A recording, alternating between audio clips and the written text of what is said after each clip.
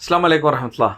ഇന്നലെ പള്ളുരുത്തിയിലെ ഹിജാബ് വിഷയവുമായി ബന്ധപ്പെട്ട് ഒരു ഡിസ്കഷൻ കണ്ടു. ആ ഡിസ്കഷനിൽ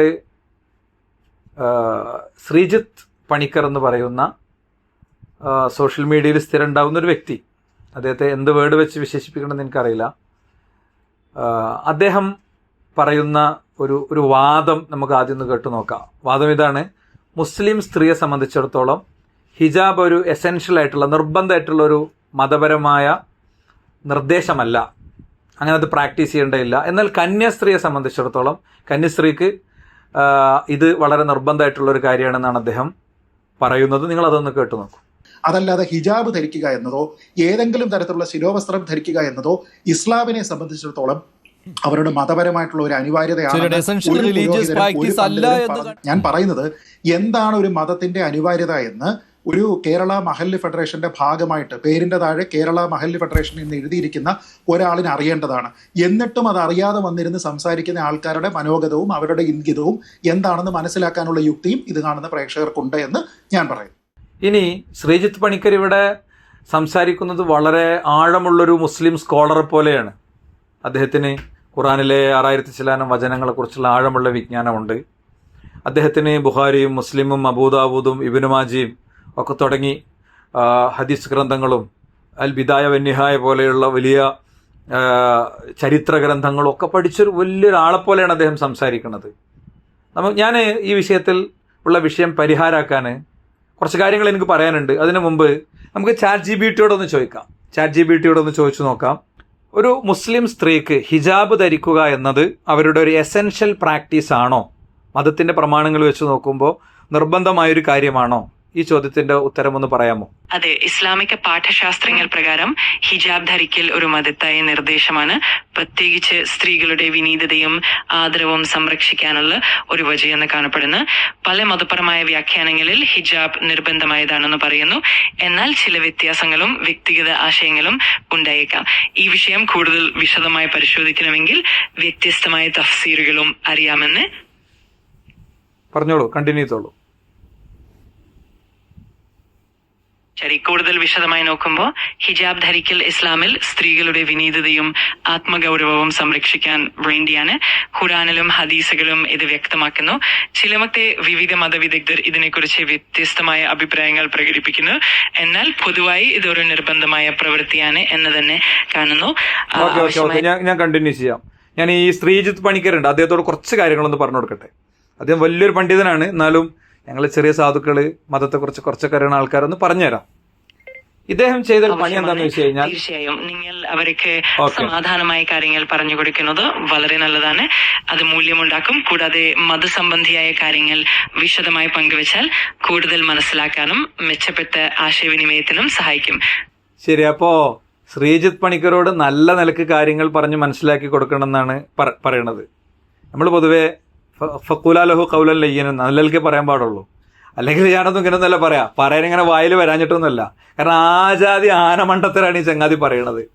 നോക്ക് നിങ്ങൾ, ഇതിൽ പറഞ്ഞ പോലെ ഇവിടെ ശ്രീജിത്ത് പണിക്കർ എടുക്കുന്ന ഒരു തന്ത്രം എന്ന് പറയണത്, ശ്രീജിത്ത് പണിക്കർ പറയാണ് എന്ത്, പല മുസ്ലിം പണ്ഡിതന്മാരോടും ചോദിച്ചപ്പോൾ അവരൊക്കെ പറഞ്ഞത് അതങ്ങനെ നിർബന്ധമല്ല എന്നാണ്. അതാണ് ആധുനികരായ ചില പണ്ഡിതന്മാരുടെ ചില കമൻസ് ഉണ്ട്. ആധുനികരായ പണ്ഡിതന്മാരല്ല, ആധുനികരായ ചില വ്യക്തികൾ, നമ്മുടെ നിലമ്പൂർ ആയിഷ, പിന്നെ അതേപോലെ തന്നെ നമ്മുടെ ശുക്കൂർ വക്കീൽ, ഇങ്ങനെയുള്ള കുറച്ച് ആൾക്കാരുണ്ട്. അവരവരുടെ ഇമാമിയങ്ങളായി പിന്നെ പറയാറുള്ളത് ഇസ്ലാമിൽ ഒരു എങ്ങനെ മുസ്ലിം ആകണമെന്ന് ശുക്കൂർ വക്കീൽ പറയുന്ന ഒരു ഭാഗമുണ്ട്. അതുകൊണ്ട് നിങ്ങളൊന്ന് കേട്ടു നോക്ക്. ഏതെങ്കിലും പണ്ഡിത ഗ്രൂപ്പോ 2 ആൾ കൂടി ഇരുന്നിട്ട് ഉണ്ടാക്കാൻ പറ്റുന്നതല്ല മുസ്ലിം. അങ്ങനെ വരുമ്പം എൻ്റെ പോയിന്റ് പ്രേം നസീർ, നിലമ്പൂർ ആയിഷ, KT മുഹമ്മദ്, മമ്മൂട്ടി, സംവിധായകൻ സിദ്ദീഖ്, KP ഉമർ, അങ്ങനെ മുഹമ്മദ് റാഫി, വൈക്കം മുഹമ്മദ് ബഷീർ, പുനത്തിൽ കുഞ്ഞബ്ദുള്ള, NP മുഹമ്മദ്, പിന്നെ കലാമണ്ഡലം ഹൈദരലി, അങ്ങനെ AR റഹ്മാൻ, മാധവിക്കുട്ടി, ഇപ്പൊ കമല സുരയ്യ, ഇപ്പൊ അവരൊക്കെയുള്ള വലിയൊരു പരമ്പര, ഒരു പരന്നു കിടക്കുന്ന സംഗതിയാണ് ഈ മുസ്ലിം എന്ന് പറയുന്നത്. ഇങ്ങനെയുള്ള ആളുകളുടെയൊക്കെ അഭിപ്രായം സ്വീകരിച്ചുകൊണ്ട് മുന്നോട്ട് പോകണം. അവരൊക്കെ ഹിജാബ് വേണ്ട എന്നാണ് പറയണത്. ഞങ്ങളെ കാര്യം ഞങ്ങൾ പറയും, മനസ്സിലായില്ലേ? ഞങ്ങളെ കാര്യം തീരുമാനമാകുന്നത് നമുക്ക് വെറുതെ ഒന്ന് ചോദിച്ചു നോക്കാം ChatGPT-യോട് ഇസ്ലാമിൽ ഒരു കാര്യം എങ്ങനെയാണ് തീരുമാനമാകുന്നതെന്ന് ചോദിച്ചു നോക്കാം. ChatGPT, ഇസ്ലാമിൽ ഒരു കാര്യം ചെയ്യണമോ ചെയ്യണ്ടയോ എന്ന് തീരുമാനിക്കുന്നത് ഏതെങ്കിലും വ്യക്തികളുടെ അഭിപ്രായത്തിലാണോ അതോ ഖുർആനും സുന്നത്തും മുന്നോട്ട് വെക്കുന്ന പ്രമാണങ്ങളുടെ അടിസ്ഥാനത്തിലാണോ? എന്താണ് ശരിയായ രീതി? ഇസ്ലാമിൽ ഒരു കാര്യത്തിന് നിർണയം പ്രധാനമായും ഖുറാനും സുന്നത്തുമാണ് അടിസ്ഥാനം. മതപരമായ പ്രമാണങ്ങളുടെയും വിശ്വാസങ്ങളുടെയും അടിസ്ഥാനത്തിലാണ് നിർണയം നടത്തുന്നത്. എന്നാലും ചില സാഹചര്യങ്ങളിൽ പണ്ഡിതരുടെയും വ്യക്തിഗത അഭിപ്രായങ്ങളും വിലയിരുത്തപ്പെടാം. എന്നാൽ തീർച്ചയായും മതപരമായ പ്രമാണങ്ങൾ ആർദ്യതയും പ്രധാനത്തിനും സ്ഥാനം നൽകുന്നു. ഓക്കെ, അപ്പോൾ ഇതാണ് അതിൻ്റെ ഒരു രീതി എന്ന് പറയുന്നത്. വ്യക്തികളുടെ അഭിപ്രായം വന്നാൽ അത് പ്രമാണത്തിന് വിരുദ്ധാണെങ്കിൽ തള്ളും. ഇനി ഞാൻ വെറുതെ ചോദിക്കാം, ശ്രീജിത്ത് പണിക്കരൊക്കെ ഒരുപാട് സമയം ചെലവാക്കുന്ന കാര്യമാണ് ശബരിമലയിലെ സ്ത്രീ പ്രവേശം. ആചാരപ്രകാരം, മാർഗനിർദ്ദേശപ്രകാരം ശബരിമലയിൽ സ്ത്രീകൾ പൊയ്ക്കൂടാ. സ്ത്രീകൾ ഒരു നിശ്ചിത പ്രായം കഴിഞ്ഞേ പോകാവൂ. അപ്പോൾ ഇവിടെ കുറേ ആളുകൾക്ക്, നമ്മുടെ മുഖ്യമന്ത്രി അടക്കമുള്ള കുറേ ആളുകൾക്കൊക്കെ അഭിപ്രായം ഉണ്ടായിരുന്നു, ഇപ്പം ഉണ്ടോയെന്നറിയില്ല, ഉണ്ടായിരുന്നു. എന്ത്, പിന്നെ ഇങ്ങനെ സ്ത്രീകളെ പറഞ്ഞേക്കണം, അത് നവോത്ഥാനാണെന്നൊക്കെ.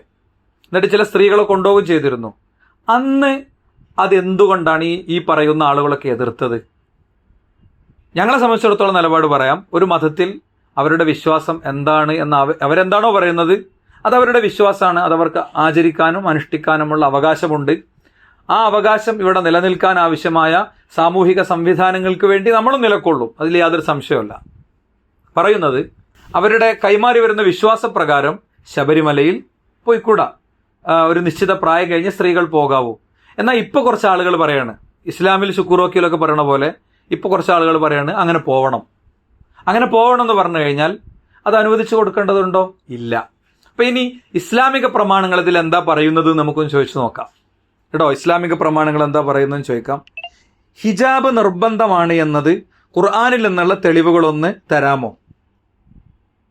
അതെ, നിർബന്ധതയുടെ സത്യവാങ്മൂലം സംബന്ധിച്ച് ഒരു തെളിവായി ഉദാഹരണത്തിന് സൂറത്തുൽ നിയാൽ 6:106 കാണുക.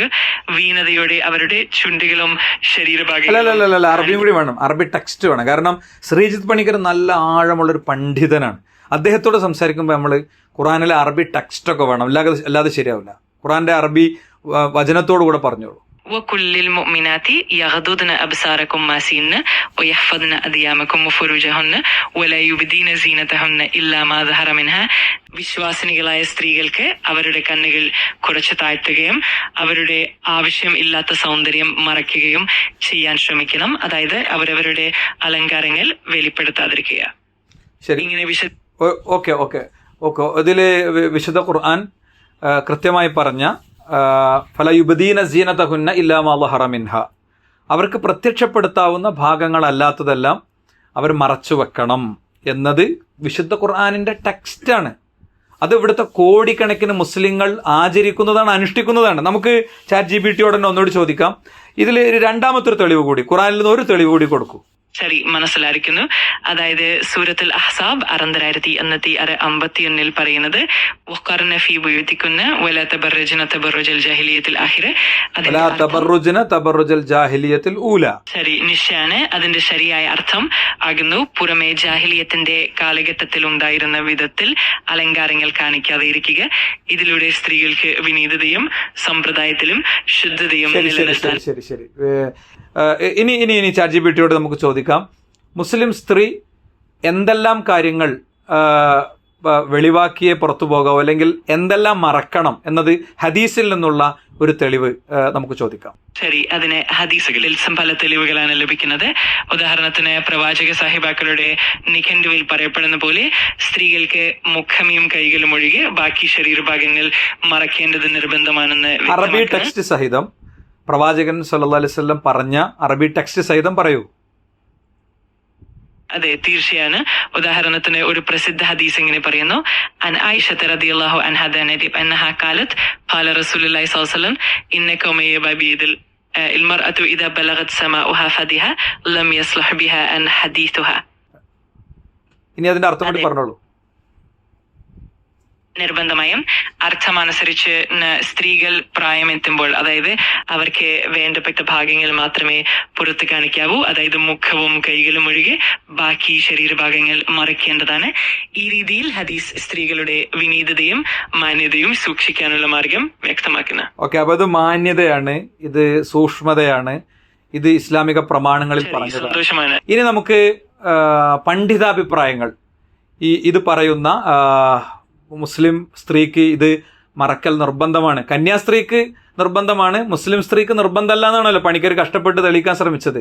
അതല്ലാതെ ഹിജാബ് ധരിക്കുക എന്നതോ ഏതെങ്കിലും തരത്തിലുള്ള ശിരോവസ്ത്രം ധരിക്കുക എന്നതോ ഇസ്ലാമിനെ സംബന്ധിച്ചിടത്തോളം അവരുടെ മതപരമായിട്ടുള്ള ഒരു അനിവാര്യതയാണ്.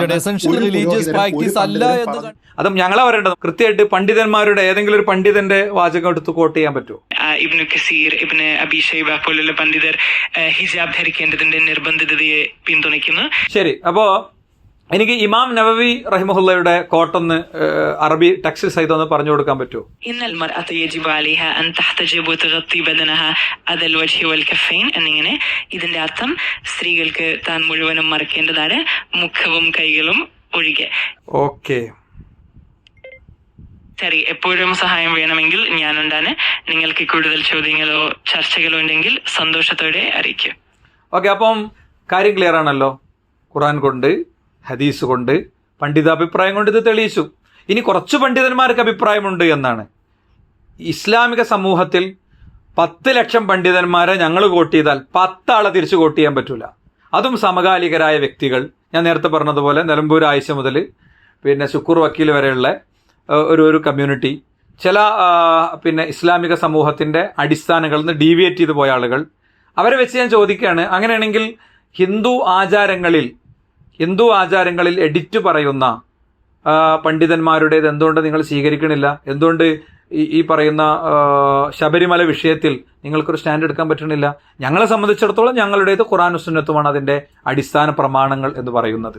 ഇനി പണ്ഡിതന്മാർ അഭിപ്രായം പറഞ്ഞതിൽ തന്നെ മുഖം മറക്കുന്നതുമായി ബന്ധപ്പെട്ട വിഷയമാണ് മറ്റൊരു ഒരു ഏരിയ ആയിട്ട് കിടക്കുന്നത്. അത് നിർബന്ധമല്ല എന്ന് പറഞ്ഞവരും പ്രധാനപ്പെട്ടൊരു പുണ്യമാണെന്ന് പറഞ്ഞവരും ഉണ്ട്. അതൊരു നന്മയാണെന്ന് വിശ്വസിക്കുന്ന ആളുകളാണ് നമ്മൾ. അതൊരു സ്ത്രീക്ക് വേണമെങ്കിൽ അങ്ങനെ ആകാം. എന്നാൽ ഒരു സ്ത്രീ താൻ ഹിജാബിൻ്റെ കൂടെ നിഖാബ് കൂടി, മുഖം കൂടി മറക്കണം എന്ന് തീരുമാനിക്കുകയാണെങ്കിൽ ആ സ്ത്രീക്ക് അങ്ങനെ മറക്കാനുള്ള റൈറ്റിന് വേണ്ടി നിലകൊള്ളുന്നവനാണ് യഥാർത്ഥ മതേതരവാദി എന്ന് പറയുന്നത്. കാരണം മുസ്ലിം സ്ത്രീ അല്ലെങ്കിൽ വേറെ ഏത് സമൂഹത്തിൽപ്പെട്ട സ്ത്രീ പുരുഷൻ അവർക്കൊക്കെ അവരുടെ വ്യക്തിഗതമായ നിലപാടുകൾ പാലിക്കാനുള്ള ഒരു അവകാശം നമ്മുടെ ഭരണഘടന കൊടുക്കുന്നുണ്ട്. അതുകൊണ്ട് ഇങ്ങനത്തെ വിഷയം വരുമ്പോൾ ചാടിക്കയറി ഡയലോഗ് അടിച്ച് വരുന്നതിൻ്റെ മുമ്പ് ഒന്ന് പഠിക്കാനും മനസ്സിലാക്കാനും കൂടി പണിക്കർ തയ്യാറാവണം എന്ന് അദ്ദേഹത്തോട് വളരെ വിനയപൂർവ്വം അഭ്യർത്ഥിക്കുകയാണ്. അദ്ദേഹത്തിന് എന്ത് പറയാനുണ്ടെങ്കിൽ അദ്ദേഹം പറഞ്ഞോട്ടെ. അദ്ദേഹത്തിൻ്റെ വൈജ്ഞാനികമാണെങ്കിൽ ആ വിഷയങ്ങൾക്ക് നിർബന്ധമായി മറുപടി പറയും, യാതൊരു സംശയമല്ല. ബാറക്കല്ലാഹു ഫീക്കും ജമിയാൻ. അസ്സലാമു അലൈക്കും വറഹ്മത്തുള്ളാഹി.